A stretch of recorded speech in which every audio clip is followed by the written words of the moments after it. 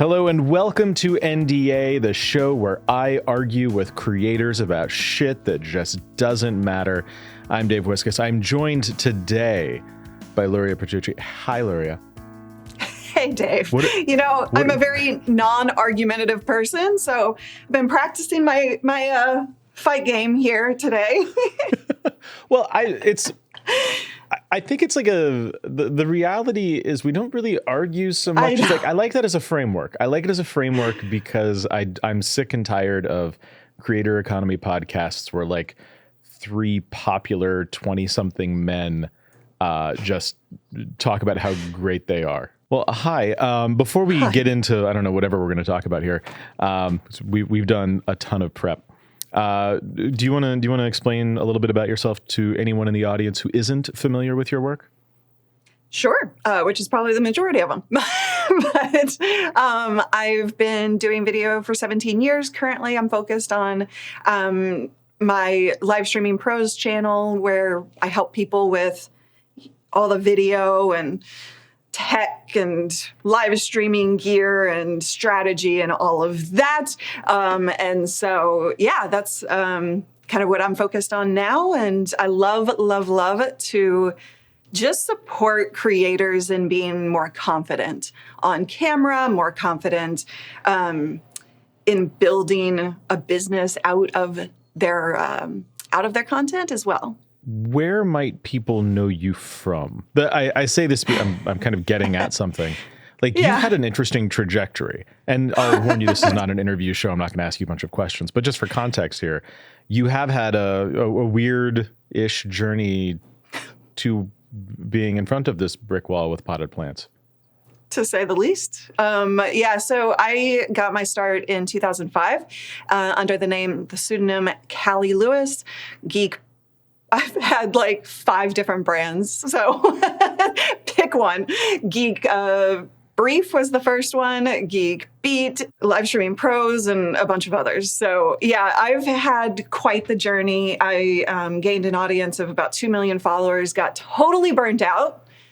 Wow. Lost them all in a day, just overnight. Lost all of them, and I had to start from scratch. So it's been a very interesting journey, but one that I've made a lot of mistakes and a lot of really good things, right? Like, I've traveled the world on other people's dimes. I'm in the Podcast Hall of Fame, like all kinds of crazy, cool stuff. And I'm also thankful for all of the bad times because they've made me who I am. You said you lost them all in a day. Is that a story you can share? Yeah, sure. You've probably seen this a lot, right? Creators get burned out. I got started when I was a baby, it was like early 20s when I started. Oh, and wow. So, yeah. I got to be in my 30s and I was like, I am the same freaking person that I was when I started, my online persona. And I just felt like I was in a bubble. I was needing to grow as a person, and I got so frustrated. I had a partner split in the business, and I was like, you know what, I'm just going to go by my real name. I'm going to do something that I want to talk about. I hated talking about tech at that point after 10 years of it. And I just needed a change. I didn't know how to pivot correctly at that point. I do now because I made that mistake. But yeah, that's pretty much what happened. You just got sick of when you said that you realized you're the same person. Do you think you've changed since then? Or is that like a thing you're trying to, was that a catalyzing moment for, I need to do more to grow? Or what has your approach been? It was a combination of, I need to grow as a human being, and also my story is full of being told by others who I'm supposed to be my whole life since a child, right? And just a lot of control, and I wasn't allowed to have a drink in my hands as an of age adult, at a party, just because what if that somebody catches me on camera with a glass of wine in my hands and I'm blinking so I look drunk off my ass, right? Like those types of things were like always infused in me, and such control that I just needed to break free. So yes, what, I'm were you a very teenage different person. pop star? I know. Who cares? I know that now, but that's not the world I lived in. And so, I've spent the last, several years just really growing, really trying to figure out who I was. And then the last couple of years, exponentially growth. That's bad grammar. You can call me out on bad grammar here, Dave. Yeah, that's whatever. Exponential growth. This isn't scripted. You can be as bad grammar as you want to. Oh, I'm pretty bad. Yeah. Well, the approach you've taken here, you're very focused on the how-to side versus being a tech persona, or I would almost describe you like you're less personality driven than probably many of the other people that you would even be associated with in the space. Like you tend to be more professorial, like you are here to teach, to enlighten, rather than to like sell gear and get affiliate kickbacks. Like I don't see it that way, because personality is massive to me. No. I'm not saying that it's not. What I mean is that I gotta be careful what I say, because some of these people I know. No, not about you, but there's plenty of people. There's plenty of like tech YouTubers where their entire thing is look at me, look at me, look at me. I've got all the stuff. I get it before you. Go buy things. They're there as medium to high influence sales conduits for big tech companies. They don't say or do anything that isn't kind of sponsored by the companies they're talking about, even if they get no money from those companies. Famously, if you say bad things about Apple products, Apple will stop giving you products to review. Right. Oh, and so I know that well, right? Because that was my career for 10 years. Yeah. So in a way, you kind of have to kiss ass. You kind of have to suck up. Yes. And your thing now is much more about like teaching people how to do things. Here are the right answers. Here are the wrong answers. Sharing experience rather than just being, a low effort sales conduit for big tech companies. Okay. Thank you for clarifying that, because that makes a lot of sense. It's said very well. That's what I did for 10 years. I was the earliest one of the earliest tech YouTubers, along with iJustine, right? And I'm not saying she is who you were saying, like by any means. I'm just identifying kind of the times, right? But now when I kind of blew things up, I was like, you know what? Who am I? I started asking that question. Who am I? And I'm a person who just freaking loves to help people and be of support to others.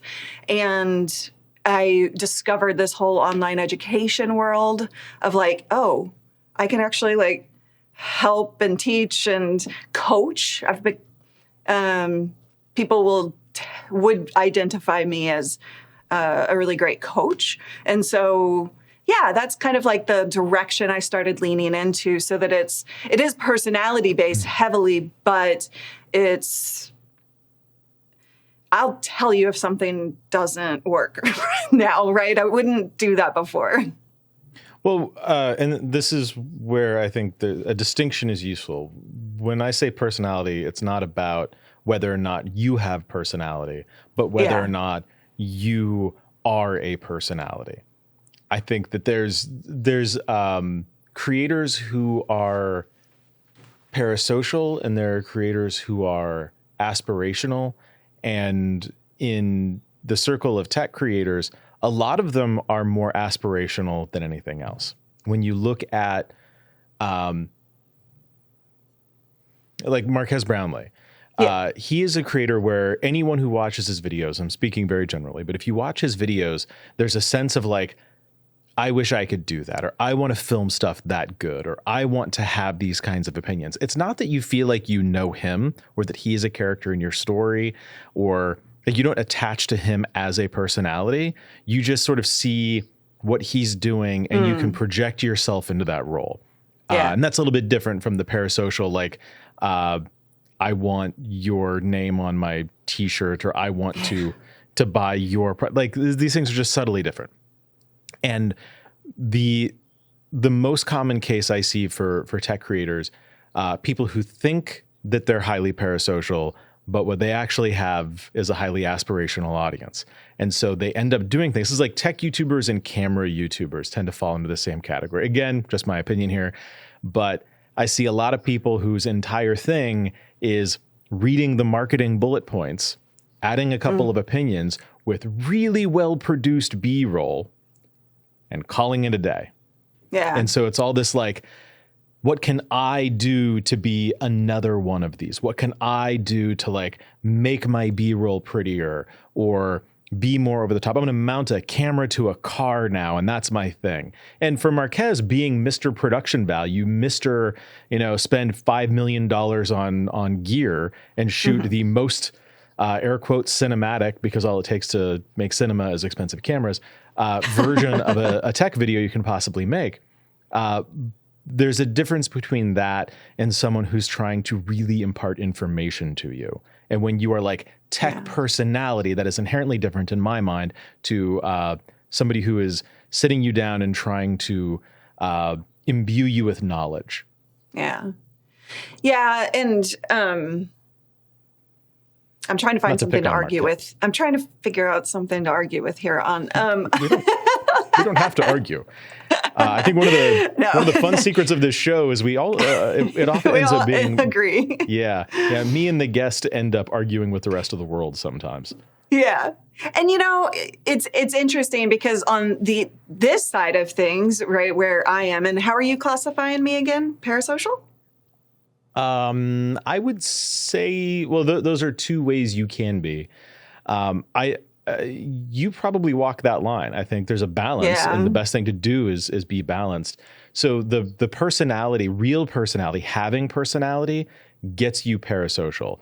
Being a personality gets you aspirational. So you can have a little bit of both. Yeah.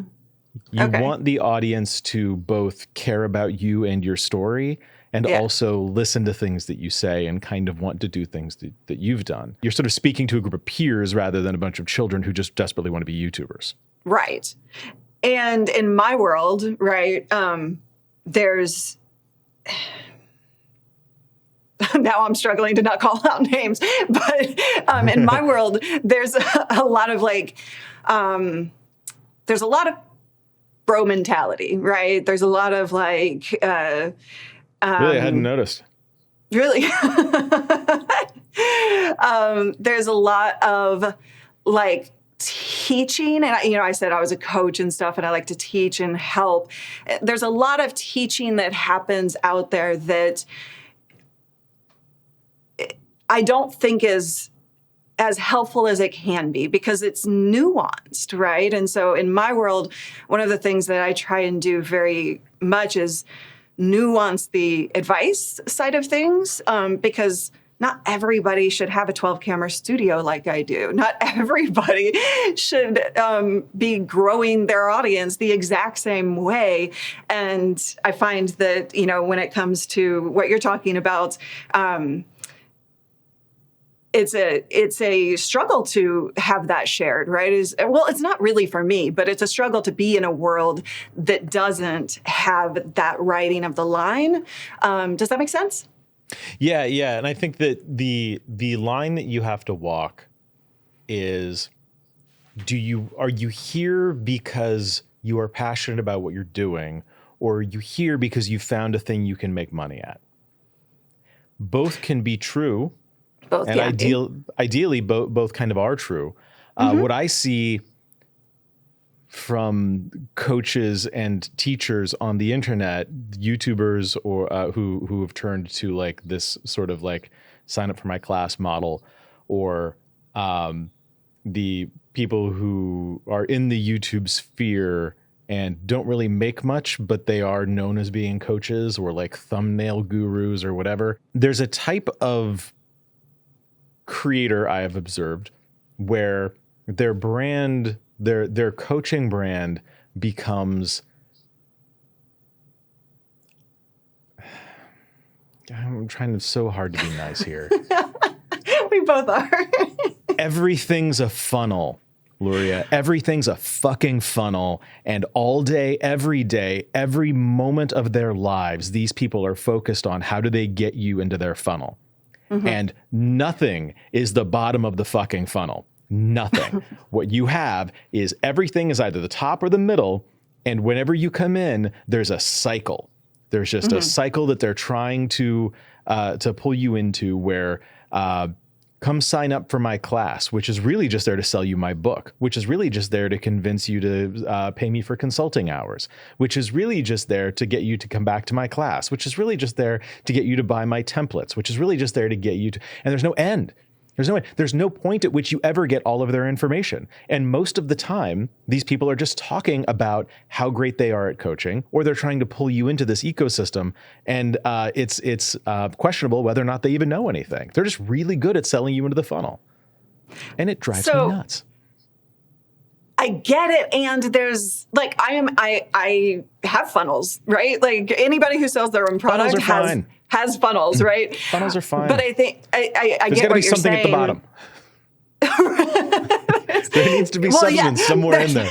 There is absolutely substance. And I think that's like, I get so antsy internally about, and we have this conversation. I have an 8-person team, right? And they're always like, we're always having this conversation. How do we do this from a human perspective, right? How do we have the effectiveness of having courses and coaching and all of this stuff and be really human about it? And serve first. I think Thomas Frank is also a great example of this, where, he has too much funnels. Funnel? I agree. That guy's got way too much funnel. Your words, I love not Tom, mine. but too much funnel, Tom. Tweet more, buddy. Tweet more. But he does it in a human way, right? In a serving first way. And so I think that's the difference. If you are, and here's the thing, and I would say every content creator out there needs funnels, at least one funnel, to get the viewers off the platform. My biggest mistake, the reason that I failed miserably and lost 2 million people, because I burned out because I was doing, sponsorships. Like that was my model, right? I wasn't even on YouTube at that time because I started before YouTube existed. And so it wasn't even that I was getting AdSense. My whole business was around sponsorships only. And it wasn't until I gained the insight of having a funnel to move viewers off, to be able to communicate with them in a different way off the platform and also have great on-platform presence. That's when things started really working. Yeah. I think yes. And I'm not going to argue against funnels. My entire business is getting people moved off of YouTube into a thing that I built. Totally. Right. So I'm not throwing shade at the concept of funnels. And I'm sure that I just wanted to clarify that, right? Any soundbite here could be clipped out to make me sound terrible. But the problem I have isn't with the concept of funnels. Yeah, there's a difference between the audience and your audience. The people who watch your videos are the audience. The ones who are subscribed and watch more than one, those are your audience. The people who keep coming back, those are your audience. The view count, that's just the audience. And so finding ways to take random strangers and turn them into the audience, and then turn the audience into your audience, and then turn those into relationships that you can take with you, even if you leave YouTube or whatever your platform of choice is forever, that is inherently a funnel. And that's fine. That's good. We should all be doing that. We should all be, as creators. I hate the term YouTuber. I mean, I'll use it because there's no better word for this, but like what drives me nuts about people identifying as YouTuber is that why are we giving so much of the credit for our work and for us building our businesses to the platform? YouTube is great. 1000% agree. We love YouTube. All the love in the world to YouTube. Yes. I think they're unfairly maligned in many ways. I am much more pro YouTube than I am anti YouTube on every possible front. But can we please stop giving them all of the credit for everything we do? They are nothing without us.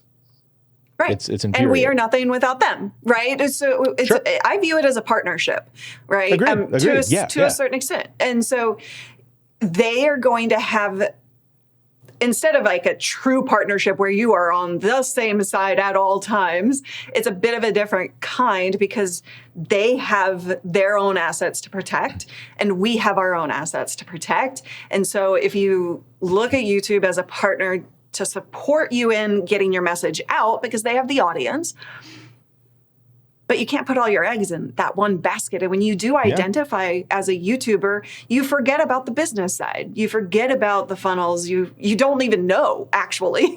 Don't even forget about it. You don't even know you're supposed to be doing stuff off platform. You've been at this for a minute, so you probably remember the golden age of SEO. Yes. The embarrassment of the golden age of SEO. And I feel like a lot of YouTube coaching culture is like, I've seen this before. This is a rerun. Yeah, that's a really good point. These are SEO experts all over again. These are people who think they have all of the real insights on how the algorithm works and the magic formulas that are going to solve your thumbnail problems. There are good bits of advice. And what is so insidious about all of this is that you will get enough results out of these bullet points that it looks like there's substance there. But really, these people, it's all just the same. You can't spell snake oil without SEO. It's the same shit all over again. Yeah, so we have in our student group for my students, we have a section where they constantly put in wins. And you know what I've been noticing is that they follow advice and they put their own personality or their own nuance into it. That's when we see them have wins, not just by following an SEO advice, right? It's like not just doing one piece of data. It's like, how do you adapt that to what you're doing? I'm not going to do the same strategy as Renee, for example, right? Or any other YouTuber, because my channel's much smaller. My channel is a different topic. My channel is I'm a different personality. Like, there's so much nuance to this stuff. It drives me insane if you can't tell. Right now, the soup du jour in the YouTuber culture is expand, don't put all your eggs in one basket, diversify, funnel. And there's a lot of good advice in there. There's a lot about that is correct. But the over-funnelization leads to this kind of cynicism where people aren't making anything of substance anymore. Everything is just part of the funnel. And or people who think that because they have an audience, they need to build an entire funnel around that and use their popularity. Their popularity is a guarantee of success, which it isn't. Like, you might have momentum, you don't necessarily, We end up with people who create products or create courses that fail. Much more failure than success. And we don't hear about that. Right. What we hear is YouTubers who start these courses on the side and they go out and tell stories about how, or they make entire videos about how much money they make, showing off the lifestyle, which is only really there to serve the narrative of how good a coach they are. Yeah. Any YouTuber who's giving you a tour of their home with a price tag for how much they spent on their home, any YouTuber who is telling you, I'm going to be transparent about my financials. Nobody does that if they're not making money. Or if they do, it's because they're trying to engender sympathy. All of these things are done cynically, not for transparency. They're done for business reasons. There's so much emphasis placed on authenticity and so little emphasis placed on sincerity. Where do you think your trajectory goes? Thank you. Where do you think your trajectory goes? Because you've moved away from the cynicism and you're doing this, I feel, the right way. And you're not leaning into, look at me, I'm the personality, give me money because I'm just a personality. Your approach, from my perspective, has been, I want to actually build something of substance and of meaning. And there's a lot of what you do that can survive you. If you decide to go off camera or move on to other things, the knowledge itself, the business that you're building, can someday live without you being on camera to do it. Well, is that the goal?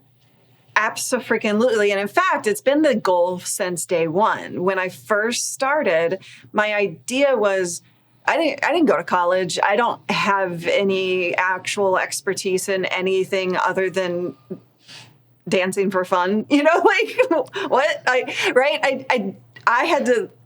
I started this with the idea that one day when I die, I was leaving something behind in a much bigger way, that it was going to continue after me. Now I'm 17 years in, and I'm only just in the last couple of years being able to really start to build that in an intentional and meaningful way. But yes, that's where my heart, it always has been.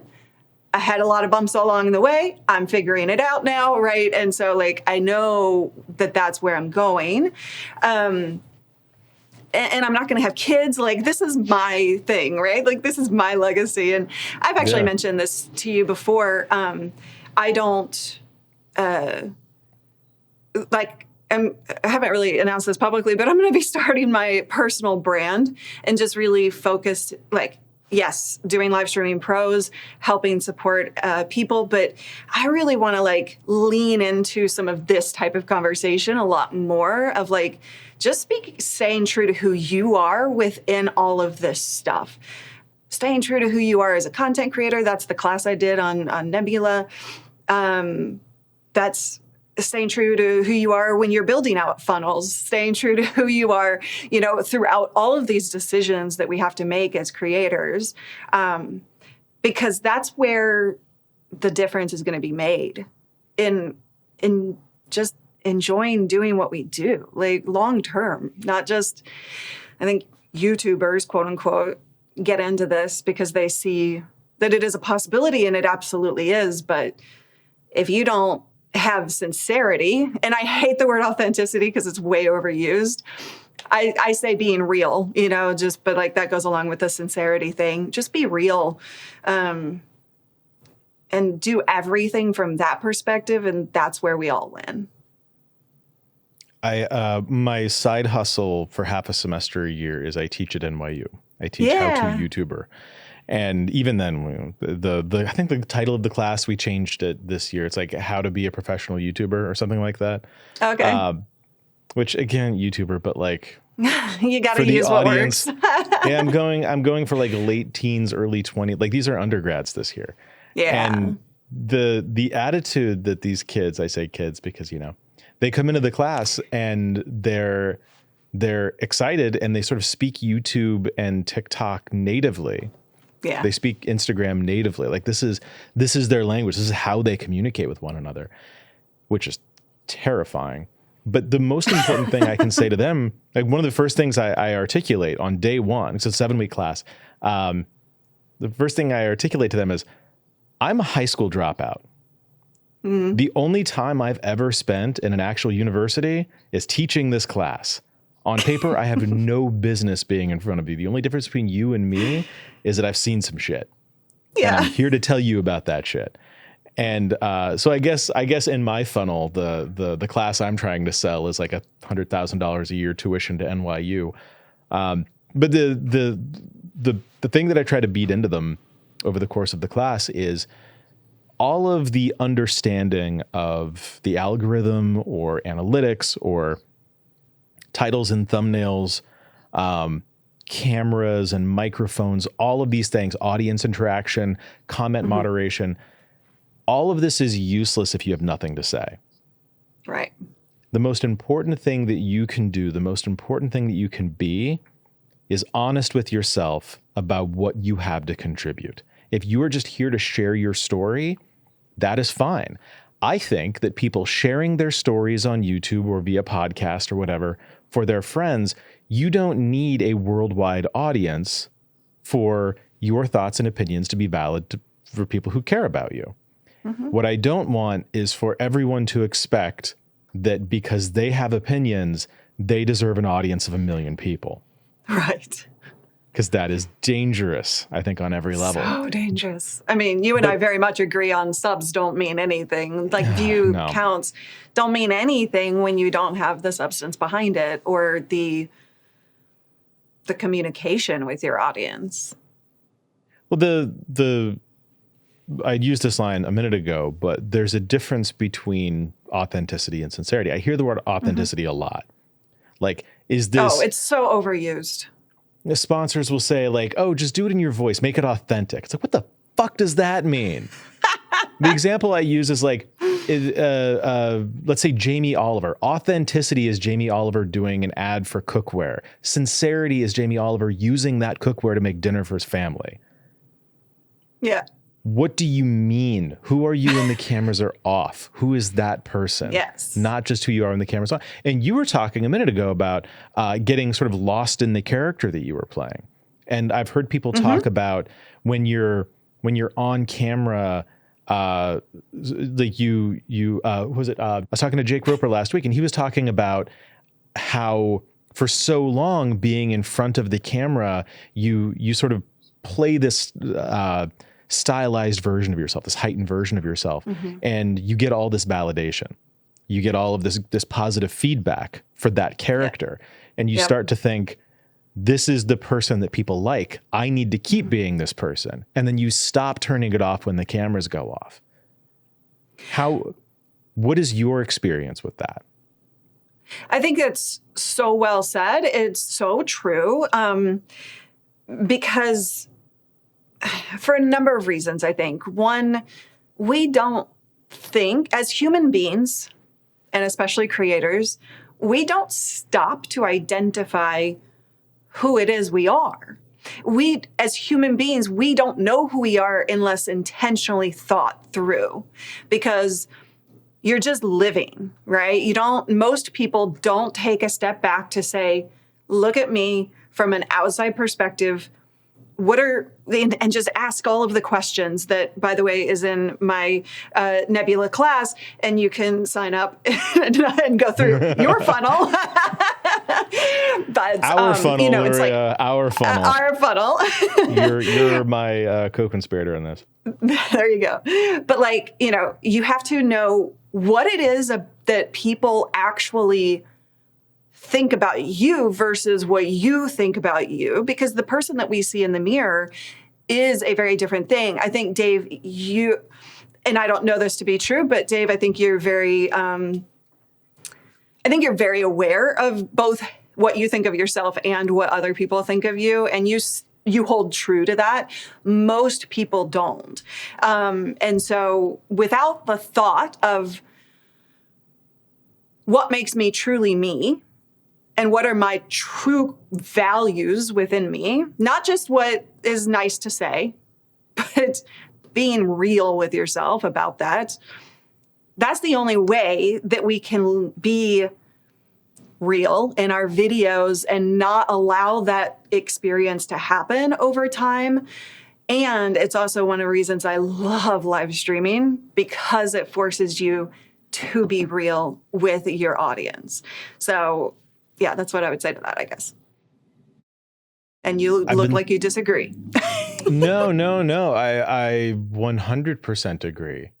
I've been thinking a lot lately about how invested am I in making friends in this space. There are companies, I won't mention here because I don't want to give them the airtime, but there's, I think the last time I saw you was at Vid Summit, right? Yeah. Or no, was your class after that or before that? No, it was before. Before. Yeah. Yes, last time I saw you was Vid Summit. Almost notoriously at this point, during my Vid Summit talk, I mentioned a company and their contract practices, thinking that everyone in the room just knew this. And somebody shouted out, what's wrong with the contract? And so I stopped and I spent a few minutes explaining what the contract thing was. And there was an audible gasp. That company was one of the sponsors of the event. Yeah. And I have it on very good authority that they do not like me. And I would say also probably not. I also have it on good authority that they very actively don't like me, and have made that fact known to some people. Do I care? There's a couple of paths I can take here. Down one path, I'm a good citizen, and I network. And I rub elbows with all the right people, and I know people at all of the companies, and I can make deals happen anywhere. Down the other path, if I see bullshit, I call it out.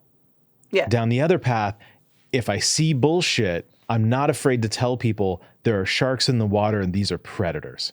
Mm-hmm. And ultimately, like, man's got to have a code. Yes. Why am I doing any of this? Why do I have a position of authority or whatever power I have if my role is just to sit around in a circle jerk with all of the other powerful authority figures, ignoring the bad things?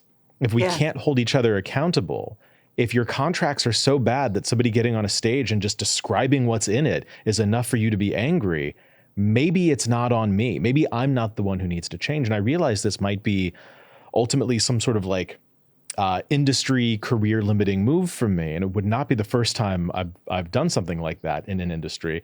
But like, who am I? How much do I care what those people think of me, or what opportunities I might miss out on, or who won't take my calls because of it?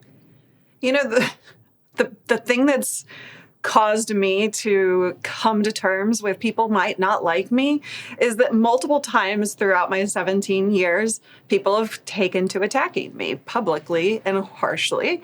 And when that happens, and let's be honest, I don't believe in drama, public drama at all. I don't believe in drama in general, but I don't believe in public drama at all. And so I would stay silent or just not speak about it and just go on with my business and keep on moving. And human nature is such that when one person's talking and the other isn't, guess what? Who do they believe, right? The person who's talking. And so it has been very eye-opening throughout all of my experiences, just human nature. And when people don't like you for something that you haven't even done or that is no fault of your own or whatever the case is, that teaches you so well to not freaking care what people think about you. It's hard. It's not easy necessarily, but man, you then have to become really true to who you are, right? And you can start to say, all right, well, does that speak true to me? No. Okay. Then I'm moving on, right? And so with that story that you just told, what's your truth? Like, what is that motivation for you? And that can allow, I think, you to just say, release. We have to be so aware now of ourselves. Yeah. The positions that we take.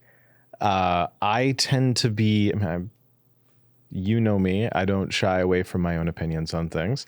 Right. I'm not afraid to conversationally step in shit and then have to clean it up versus never saying anything of substance. Just who I am. The job I have to be a little bit more balanced or a little bit more, I find quiet. Like most of my Twitter account, when I say things in public now, I'm not very spicy. Not because I have nothing spicy to say. I got a lot more spice in there than I'm letting on. But like this show is a risk. It's a calculated risk. I'm sharing sort of unfiltered opinions, and I don't even edit the show. Eric edits the show. Yeah. Or we got a team of people working on this behind the scenes, right? Like I'm not going through filtering this. But do they have rules from you? They don't have rules of like, if I say this. No, I trust them to have good judgment. And if I say a thing out loud, unless they're cutting me out of context, like there'll be moments where it's like, oh, let's maybe take that bit out. But for the most part, like I'm not going through and censoring because I don't have the energy. I can't. Sure. I can't live like that. But we're so, as a culture, we're so aware of everything we say, everything we do, and everything is broadcast all the time. Do you follow Joss Fong? Vox?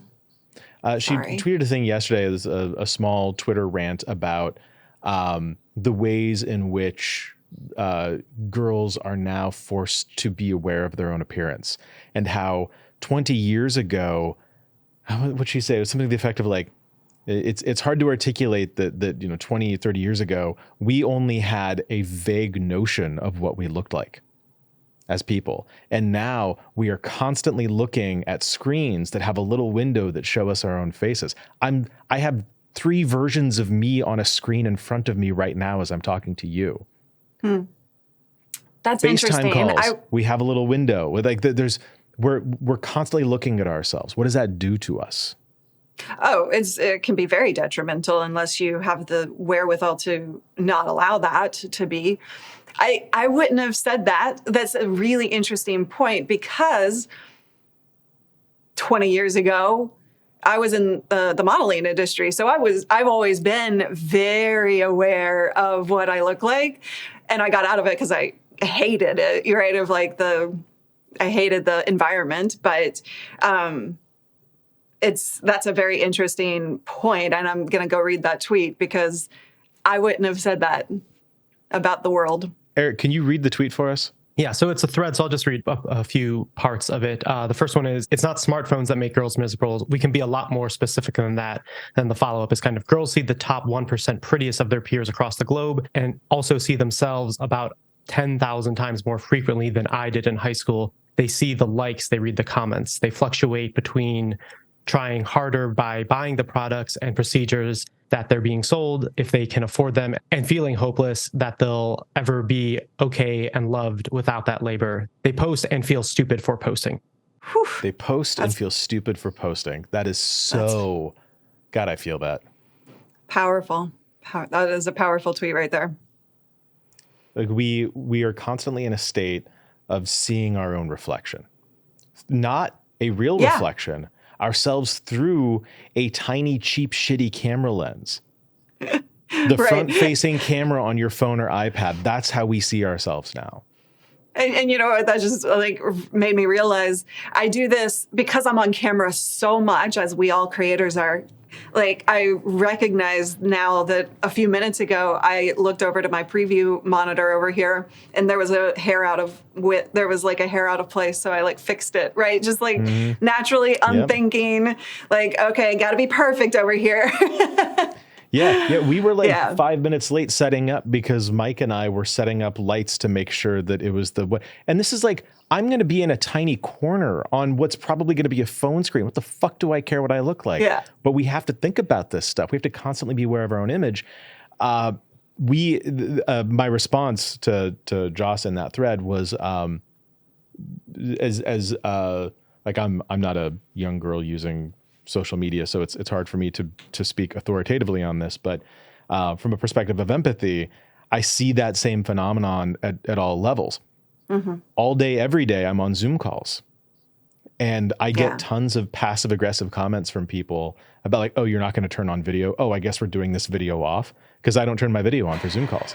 And it's like, I've noticed that about a lot of you on your team. So we have a policy about this now. Okay. We had a whole conversation internally, and internally, you are not allowed to request somebody else go camera on. If somebody doesn't have their camera on, that is their decision. That is a choice that they've made. We treat it sort of like being vegan. Some people don't eat meat. Some people eat meat. If you are vegan, you don't get to complain about somebody having a steak. If you're having a steak, you don't get to make fun of the vegan. Right? Like, let's all just be people and enjoy the world the way we want to enjoy the world. And I don't think that it makes some people believe that it enhances productivity or communication when the camera's on. Those are the people who enjoy having a camera on them or who are okay with having a camera on them. Lots of other people feel so self-conscious that it's harder for them to have an honest conversation when there's a camera pointed in their face, but they could with a microphone or when it's just a phone call. And so productivity is going to come down to people's personal preferences. Yeah. Hey, there's that nuanced word again, right? But that it's interesting because over the years I've forced myself to get comfortable on camera without makeup or anything, right? I'll go live after having cried or with zero makeup and zero hair done and looking like crap. I guess I can cuss here. But I don't see why not. I'm assuming you do. So, I think that's been an active thing for me over the years to get comfortable being uncomfortable, but really just being comfortable being myself, right? But there's, I think there are a lot of different layers here. I love that you do that internally, and I've definitely noticed it. Right, like for the most when I have team conversations with your team, that most people don't, and that always made me feel uncomfortable. Like, turn my camera off, I feel awkward. But I live in a world where I'm on Zoom a ton throughout the week, and we all have our cameras on, and I live on camera. I teach on camera presence. Like, so I come at it from a different perspective. Also, you have a professionally designed lighting setup, and you have real cameras, and you have You've had the privilege of training yourself over many years to be that level of comfortable, not just through experience, but through like, I don't know, whenever I see these like these ad campaigns where like these are real models, no Photoshop, it's like, yeah, now take away the stylists and the hairdressers and the makeup people and the lighting, and let's see your campaign then. Yeah. Yeah, absolutely. Because like we can pretend that Photoshop is the problem and nothing else, right? There's tons of things that go into making a person look good on camera, and you can say no hair, no makeup, but like the lighting is going to do a lot of the work there. How bad, honestly, could you look on camera? I think I can look terrible. Like wretched. That's what I think. What would other people say? I know from experience that they would say, I just look normal, right? I just look like a normal human being. I don't have an example. I have not seen an example of like you in that state on camera, so I don't have an actual commentary there. And I want to be really careful what I say about what a woman looks like on camera. But I think that someone with model training who is familiar, who has spent a good chunk of their life being familiar with their own angles and awareness of lights and cameras and focal lengths and this sort of thing is in just a different position than like some random employee I have in Spain who's jumping on from their iPad, right? Yeah, like absolutely. there's a knowledge gap there and and technology gap. Also, totally agree. Also, just for what it's worth, like I never showed up on camera because I wanted to. Like I was kind of not because I wanted to be on camera. Like I was the shyest person you will have ever met as a kid and growing up into my early 20s. Like, really? So shy. I had How'd you end up with this? Well, it was early podcasting days, and I had not gone to college. I was running self-storage with my husband at the time because the .boom had happened, right? So like I didn't go to college. Then I was doing website design and making killer money. Then the boom happened, and I kind of had to get a job and wound up in that. And I was like, I don't want to be doing this the rest of my life. Although it served me a great purpose because I learned how to run a business with somebody else's money because I had to do all the budgeting and manage customers and all of this stuff, right? So learned a lot, but definitely when I thought about my future, that wasn't what I wanted to do for the rest of my life. I was the youngest person in the entire company, right? And so that's when Adam Curry was on NPR. Do you know who Adam Curry is? Oh, yeah. Podfather. He was on NPR talking about Dawn and Drew podcast. And I was like, that's fascinating. Like everybody has the capability to have a voice.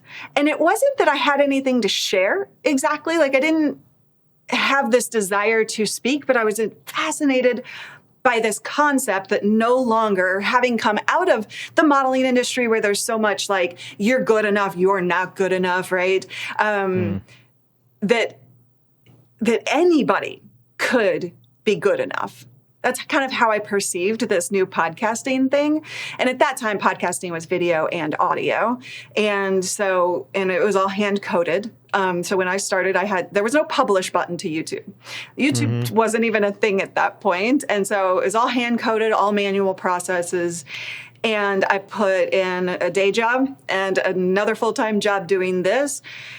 Apple had just released the first video iPod, and I decided to put a video out there before people got it. So I put my first video out in December 23rd, 2005. Everybody got the video iPod for December 25th, 2005.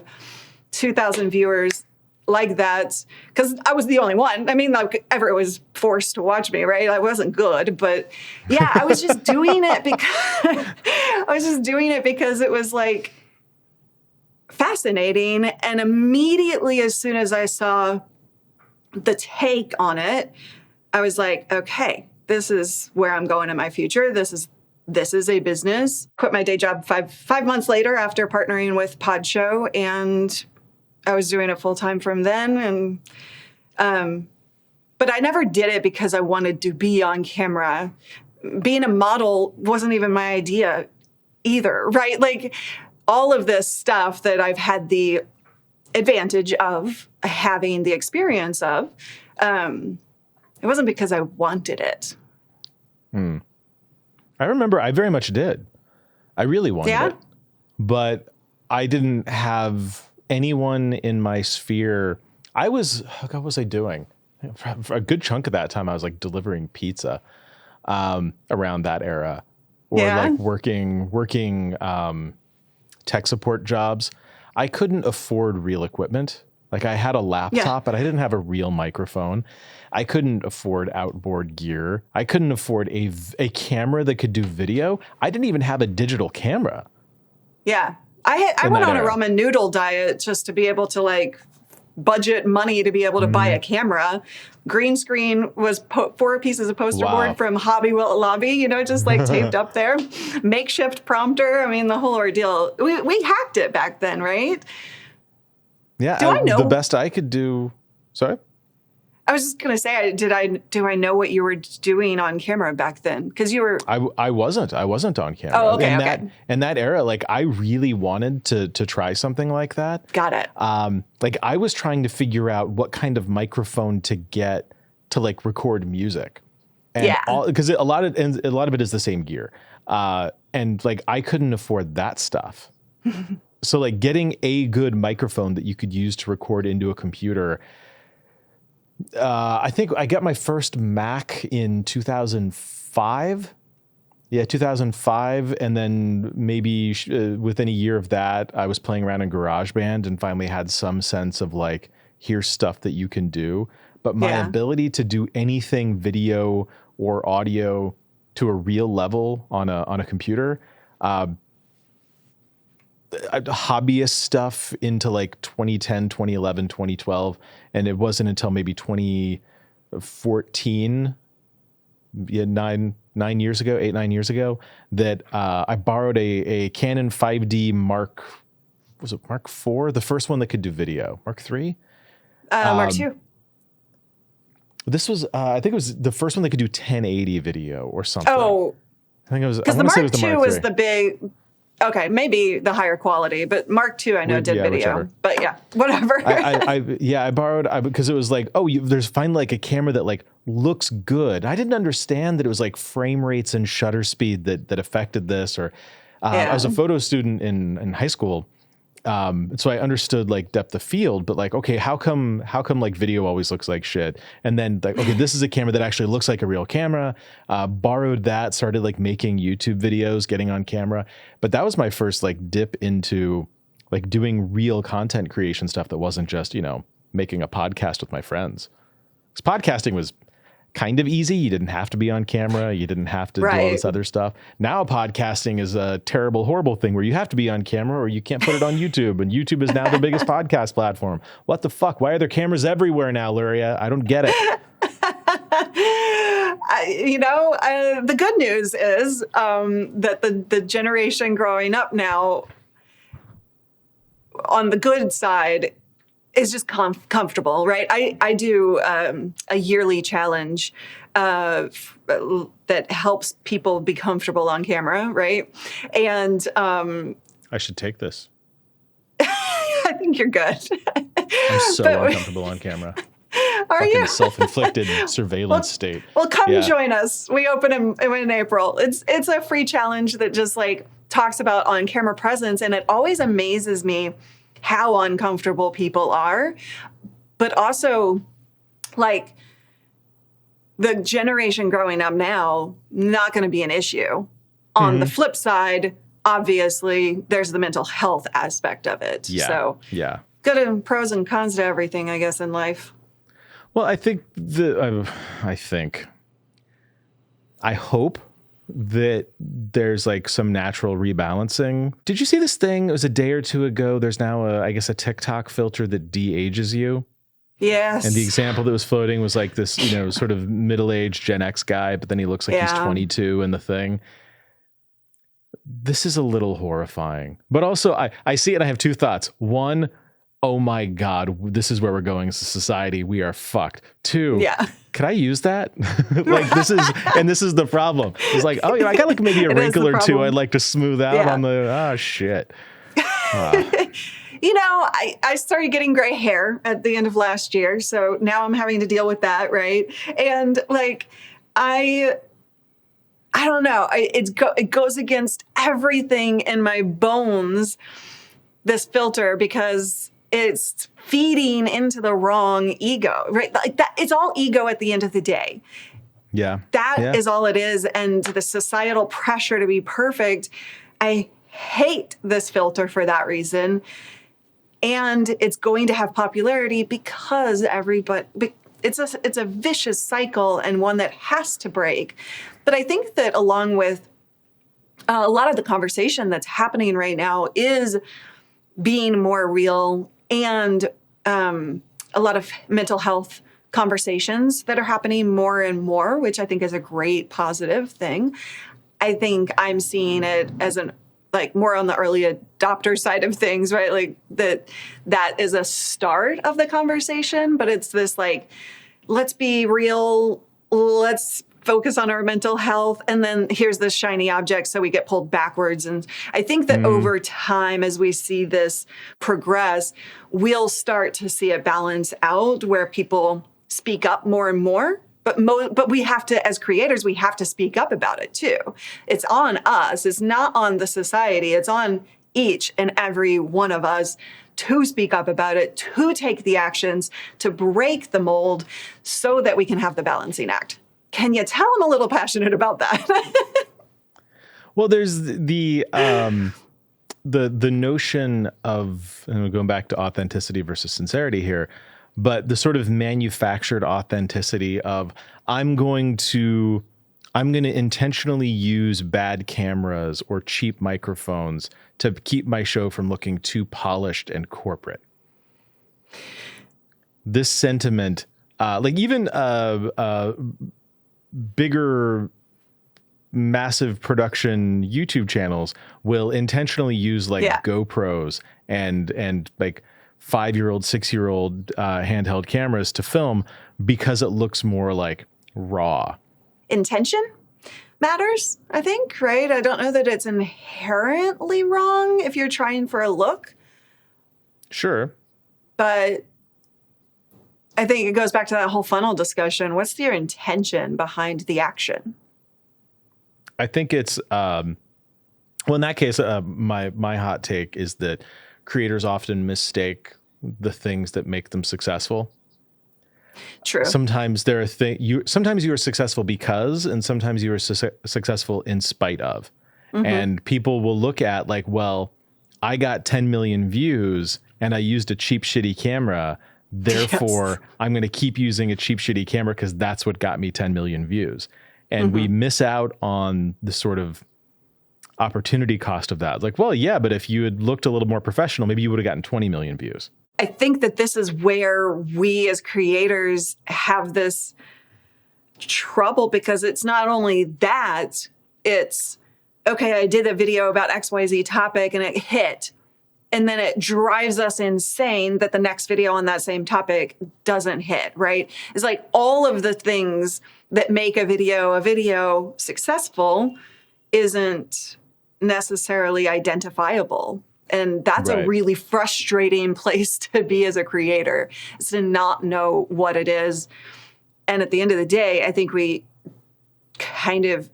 do have to look at that opportunity cost and not drive ourselves crazy trying to figure out exactly each piece of it.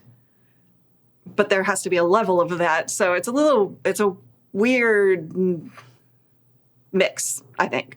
People who've been around in this industry or any industry for more than 10 minutes, people who have found success to whatever level on whatever platform, do we have a responsibility culturally to teach, I guess, the next generation of not just creators, but audience? Going back to Joss's tweet, if the problem is constantly being subjected to our own visage, constantly being seen, constantly seeing ourselves as we think others are going to see us, which is not how others see us, and then being sold wacky fun filters that smooth out our skin, or in Zoom, where's the, what's it called? I want to make sure I get this right. I'm opening, because we're using Zoom right now, I'm going to go into preferences. Under video, there's a checkbox that says, touch up my appearance. Touch up my appearance. And this is an app that everyone is now using because of COVID. We all use Zoom. It's all Zoom all day. And there's a checkbox to touch up my appearance. It doesn't even explain what that means. But people will check that box just to be prettier. That's a be prettier checkbox. Why wouldn't I click that? Of course I would click that. Do we have a responsibility, if those things aren't going away, what can we do? We can't convince people not to use them. We can't convince people to accept themselves. But could we teach people, God, this sounds so terrible. This is dystopian, what I'm about to say. Could we teach them how to better hold the phone on a FaceTime call? Could we teach people how to put themselves in more flattering lighting situations?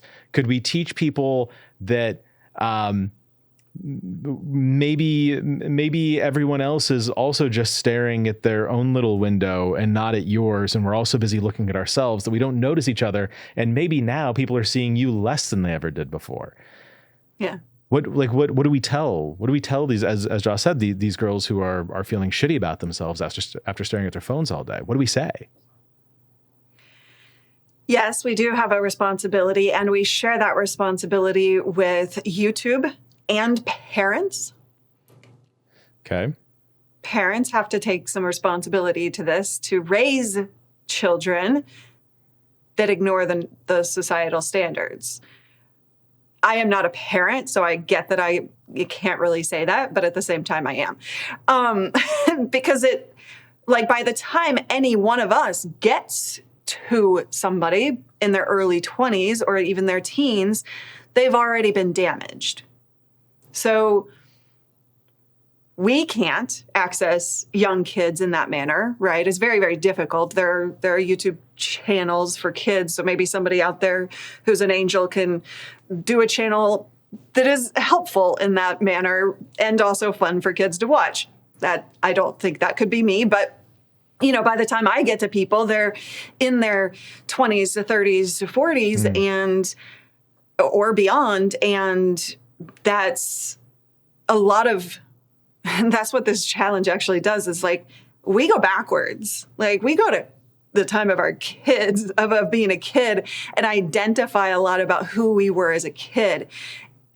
And being comfortable on camera isn't just about the tips of bring it up, don't have the up the nose shot. That can help, but it has to start on the internal side of things. So I fully believe that we share a responsibility, and that's definitely one of the things in the future that I want to figure out how to fix. I don't have the tools or the resources today to do so, but I think that that's definitely in my plans as part of that legacy that I was talking about.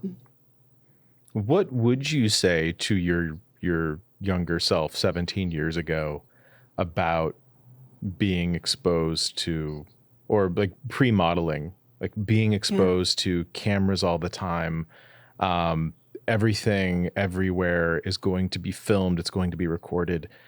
Is there some bit of advice that you'd give your past self of I don't know, chill out, or I don't know, what would you say?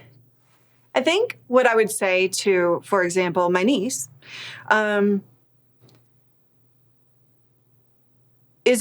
doesn't have anything to do with the physical appearance. It has to do with creating a strong inwardly look at who we are and being confident in that. Because when that is strong, and kids can have that, I've seen it. And when that is strong, the outwardly stuff is way easier to fix. Does that make sense? Yeah. Do you think that it's a thing that can be taught? Like being... Yes, I do. You and I have different experiences from Sure. earlier points in life. I'm going to try to be careful not to make too many assumptions, but when you say experience modeling, I will just compare that to when I was in high school, I was 300 pounds. Yeah. So slightly different frames of reference. There can be a ton of shared experience, shared human experience in there.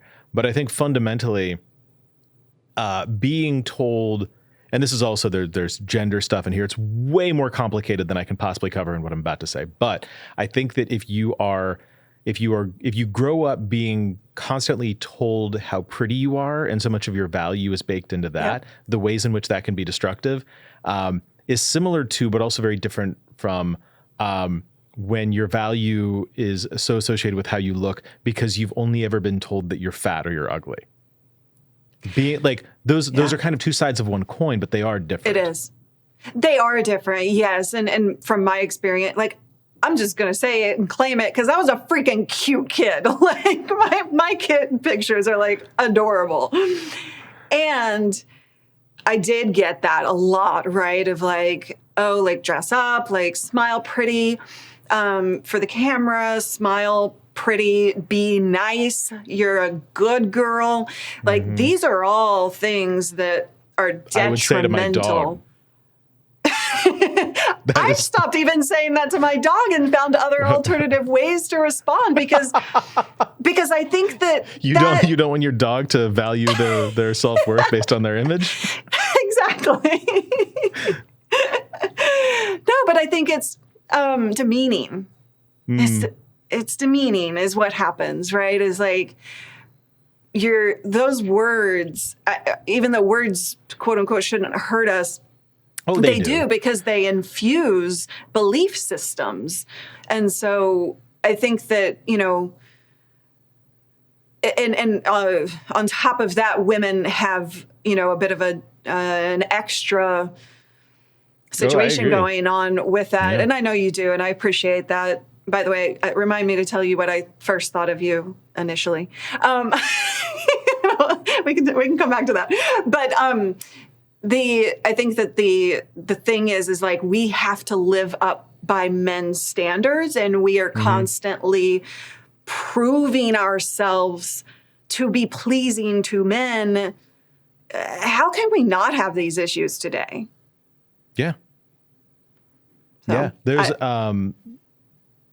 my wife was a model when she was younger, and she's toyed around with like maybe doing like Instagram influencer stuff, like especially early days of COVID. She was like looking for stuff to do and was kind of going crazy with that, and never taken anything super seriously. But she's like really big on cultivating her aesthetic. She's a fashion marketing student. Well, just graduated, but like she values these things. She values fashion. She values aesthetic design. And we were at breakfast a couple of days ago, and this woman walks into the restaurant, little like cafe style restaurant, extremely well dressed head to toe, wearing Dior, and followed by a slightly younger woman who is also very well dressed. And my wife says, "Oh, they must work at Dior." And I look up and I chuckle and I'm like, that woman doesn't work anywhere.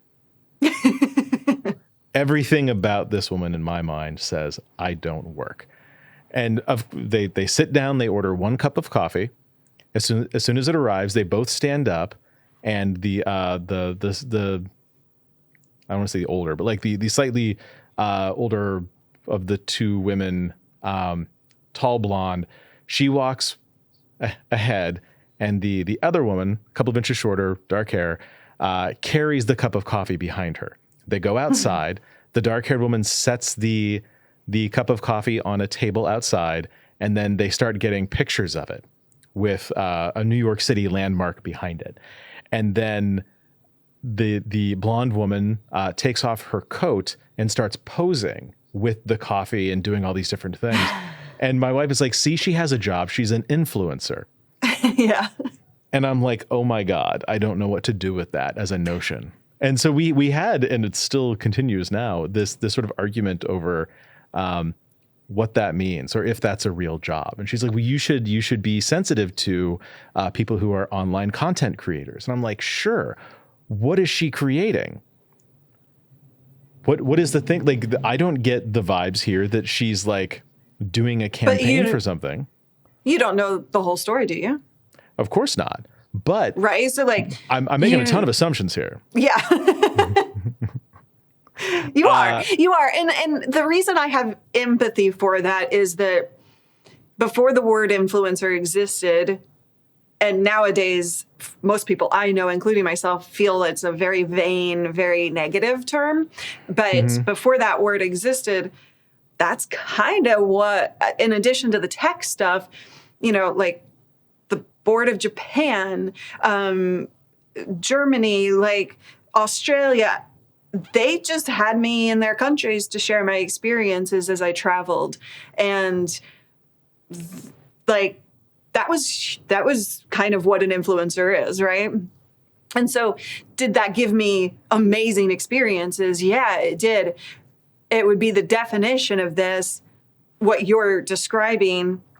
And I was able to add substance to that, right?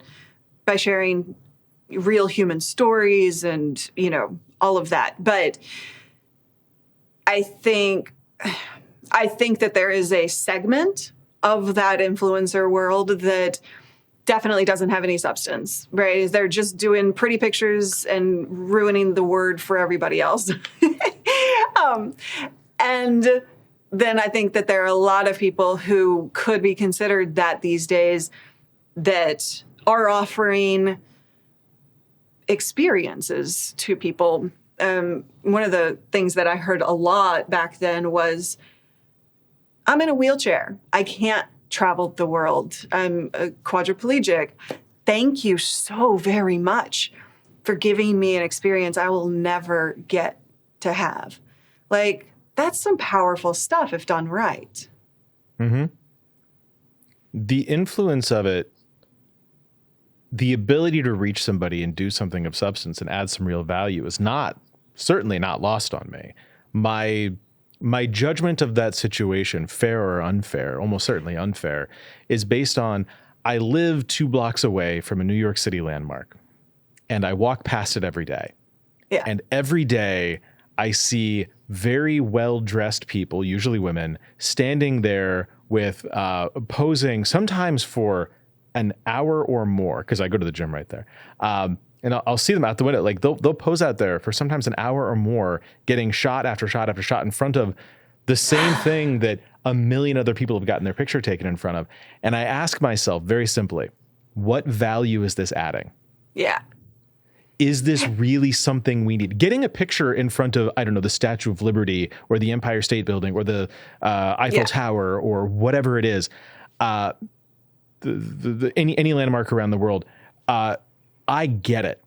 I have pictures of myself in front of all of those things, and I'll post them to Instagram to my 700 followers or whatever. I have no illusions that I am casting a web of influence over an audience who hangs on my every thought and every word, and I'm providing a valuable service to the world. I'm just taking pictures of my vacation and sharing them with my friends. And if other people want to look too, that's fine. I guess where I get grumpy old man about things is how many of us are being sold the notion that because we look good on camera, we are now entitled to a lifestyle. We are now entitled to attention, and we must go distract everyone, take up space and get the same photo that 10,000 other influencers got that same day.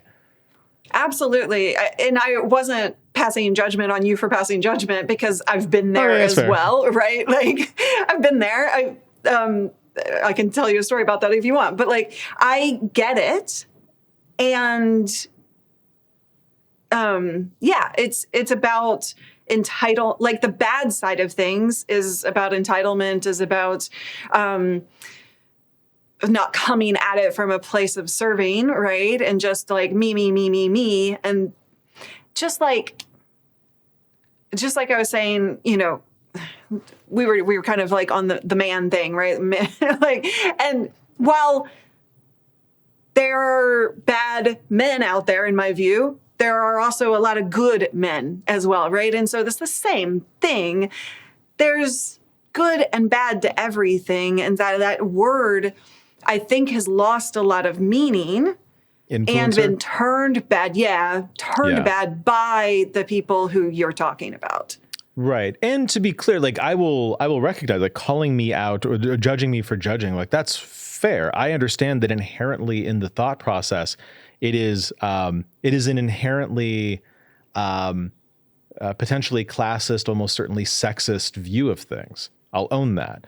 And part of what frustrates me is that when I see people, and I say people, but mostly women, standing in front of these statues, and kind of like, it's almost always women.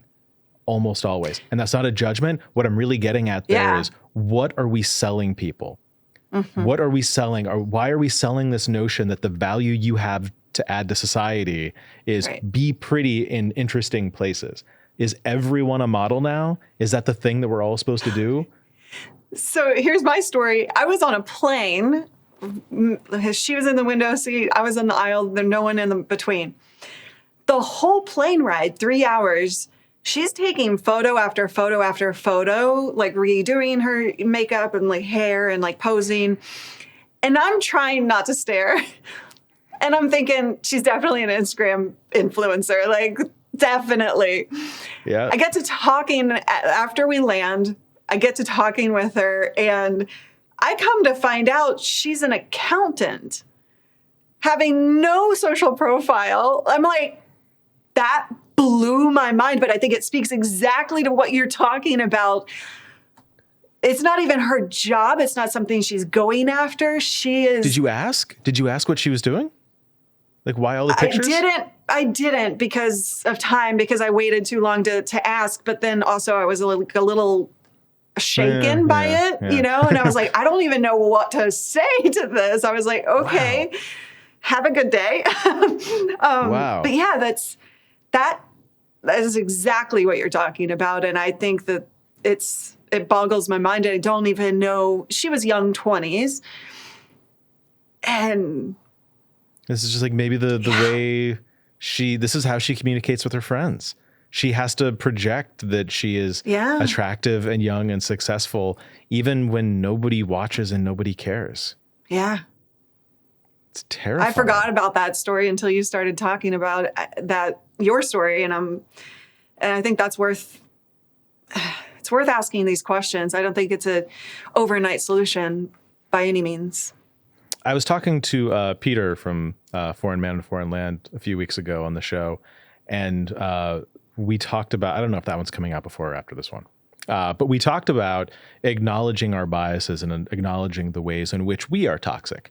In fact, the first conversation he and I ever had was, I watched his video about him acknowledging his homophobia. And I thought it was a really powerful video to like own all of the toxic things that he used to think, all of the toxic things that he used to feel. And I try to do this in general, but especially after that conversation, I want to like be aware of, you know, why do I think this? Why do I feel this way? And I've been thinking a ton about that experience at the cafe. Why am I judging this woman? What is really underneath this? Is there something in myself I need to evaluate, or where's this perception coming from? I'll work through that. But I really do think that there's a strange set of expectations placed on all of us. And I didn't know what we were going to talk about when we started this. And I very rarely do. I don't come in with an agenda most of the time. And I think it's interesting that when speaking to someone who, like, your job is to help people on camera, your job is to help people do this. And there's certainly no shortage of people who want to do this. And to an extent, my job is very similar. I'm also here to help people who are or wish to be influencers, usually people who already are.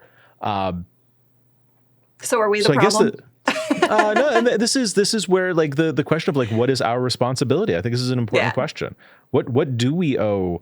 Like, I teach students. You teach students, different settings, but, like, well, we owe them everything to support them in the way that they need to get over their hurdles, right? And for me, that looks very much like having these conversations with them and saying, what is it about your fear of being on camera or the way you're showing up on camera, and getting them to identify those internal things and saying, okay, now how do I get over that? How do I release that?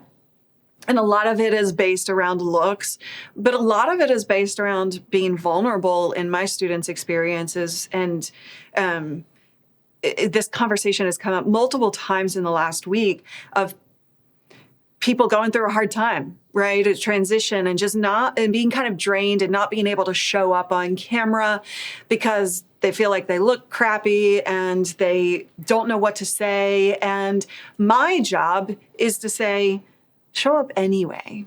Show up with sincerity, as you would say. Show up real. Tell your story. Talk to your audience. Create a relationship from a human to human perspective. You don't have to show up every single video and say, here's the best camera of the year. Like, if that's your job, that's okay to be vulnerable in between and when you feel it. And so I think that from my perspective of my job and my, my responsibility is to push them beyond those challenges and find new ways to cope, to handle it. Not that I'm a therapist. But we kind of both are, whether we want to be or not. Yeah, we are. People say that about me all the time. That it's like therapy around me. But, it's like, I don't know. It's just, let's lead from the heart and let's work intentionally day in and day out to put the crap behind us. There have to be better tools, I imagine, than the tools we have today. And so well, Dave, maybe, why don't you and I work to figure something out together? All right. Well, let's you and I, two people who aren't parents, get together to solve the next generation's body image and mental health issues. Perfect. I'm in. All right. Let me raise everybody else's kids. That's what I got a hysterectomy and I traded that in for like all the kids in the world. Right? I'm like, great. Okay. Infinite children. Infinite. Wait, Luria, you said you were going to tell me what you thought of me when we met. I had to ask Renee about you because he knows both of us really well. Mm-hmm. And, I met you inside of a community the first time, and I could tell you were cool. And at the same time, because of your spice, yeah, okay. I was like, is he being mean or is he just being spicy? Like, I couldn't figure you out at first. And it took me, no, that's not a bad thing. But I don't want to come off as mean. No, that is also on me because of my own personal experiences, which we have to recognize. And I work through consistently with my own. You're right. I see. I don't think you come off as mean. But I had to kind of work through that with you. And I had to discover through multiple conversations, you and I personally, that you are a freaking good guy. Like, you care deeply and you are spicy, and that's what makes you lovable. So I've never said that to you. Thank you. I remember being in Amsterdam once and being on I was on a train having a loud conversation with some people. Like we were just really excited about something. And afterwards, somebody pulled me aside and said, yeah, somebody on the train just asked me, is he an asshole or just American?